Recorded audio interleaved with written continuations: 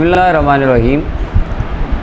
پہلا سوال یہ ہے کہ جناب فاروق-e-Azam رضی اللہ تعالیٰ کی تاریخ شہادت کیا ہے؟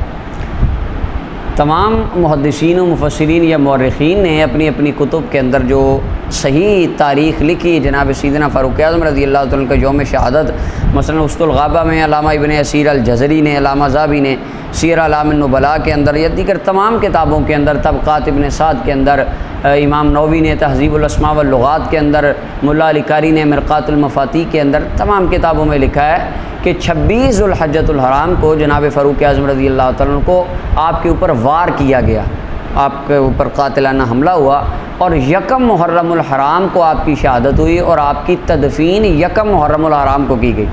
یہ صرف روافظ یا ہمارے کوئی سنی حضرات بھی جو جن کو یہ بات کو اتنی ہضم، جو جناب فاروق-e-Azam رضی اللہ تعالیٰ کو اتنا وہ اپنا فالو نہیں سمجھتے، اپنا رول ماڈل نہیں سمجھتے، ان کے اندر یہ چیز پائی جاتی ہے کہ وہ کہتے ہیں کہ نہیں 26 تھی، آپ یکم کو کیوں مناتے ہیں؟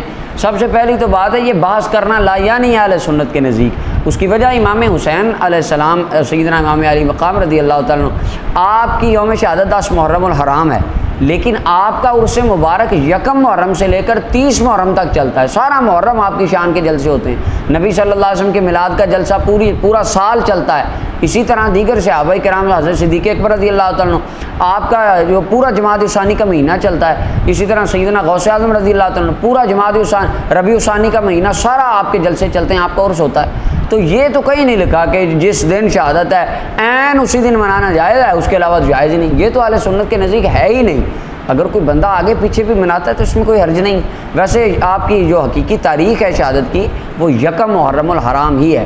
جو 26 کے الفاظ آتے ہیں وہ یہ آتے ہیں کہ 26 کو آپ پر حملہ ہوا تھا، زخم 26 کو لگا تھا، شہادت آپ کی یکم کی ہے۔